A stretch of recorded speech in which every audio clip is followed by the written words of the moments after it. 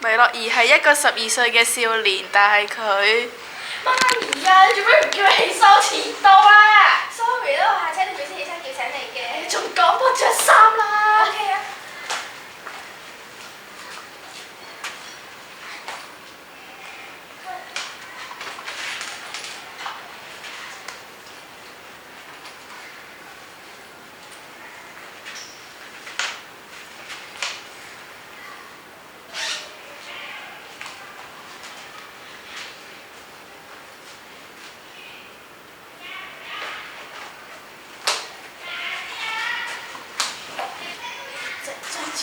走啦！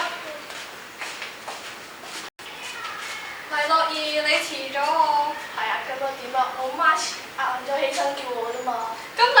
係啊，等先，唔關佢事㗎，係唔應該。好啦，諾兒快啲上堂啦。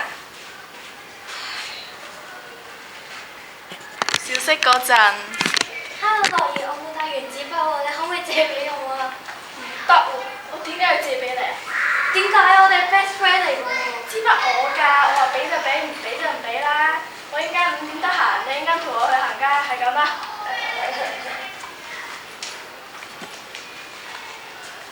有冇搞錯啊？黎諾兒成日發大小姐脾氣，當呢度係佢屋企咩？佢以為自己係皇后啊！下一期全班淨係得你一個頂得順佢嘅，就佢哋都唔會同佢玩啊！唔緊要啦，大家都係同學，互相遷就下嘛。喺同一時間，諾兒同巧琪喺度行緊街喎。巧琪啊，邊個係 sorry 啊？我小息咁我咁對你。其實你覺得我兩個講鞋？我都知道皮姐啲慢咗啲㗎啦，我改緊㗎啦。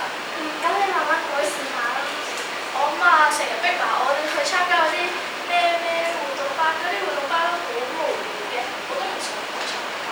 咁你應該同佢講下你嘅意見，始終參加咁貴。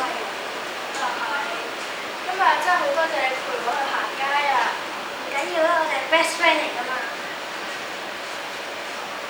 自此之後，黎諾兒唔再係一個講蟹，佢學識點樣同人相處同埋自理，而佢媽咪都俾佢參加啲樂兒中意嘅活動班。